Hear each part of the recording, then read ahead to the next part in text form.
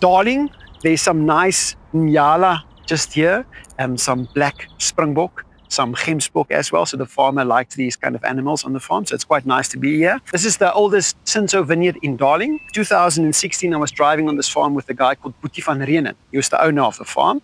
Unfortunately, he died in a car crash, so he's not with us anymore. And I said to Pieter, listen, I'm looking for some really interesting grapes. I don't have land, and it's quite hard to find stuff. So we drove past at the bottom there, and I looked up in the mountain. I saw this vineyard. I said to him, Pieter, what's growing in the mountain there?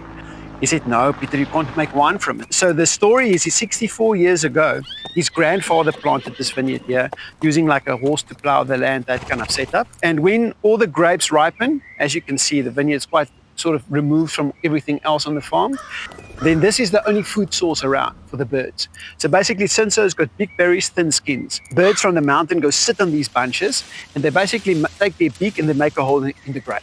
The grape basically rots there, dries out. We can't really use that to make wine. So nobody's ever made wine from this block in 64 years. So I said to Boetie, listen, I'll buy bird nets, and then we try and cover this whole thing with bird nets and see if we can make something from it. So basically he said, that's cool. The next winter we pruned it slightly better. The shoots started growing. They were about 20 centimeters long. And then the one Friday afternoon, the sheep broke through this fence, and they basically ate the whole vineyard.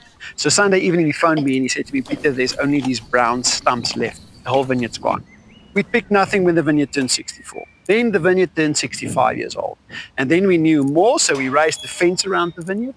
And then we managed that year to keep out all the sheep, all the birds, and we made a wine from it, and I called it Retirement at 65.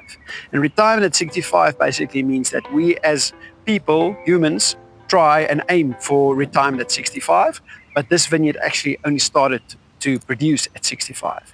So we make 2 wines from this vineyard, Retirement at 65, obviously. There we blend a little bit of Shiraz with, and then we also make like bottled 2 barrels of the straight Cinsaut just to showcase this vineyard on its own, and that's called Pseudonym. The label, that's inspired by the CD cover of Pearl Jam, where that sheep stuck in that barbed wire.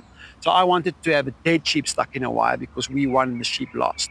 And I did this lino cut of this dead sheep stuck in the wire.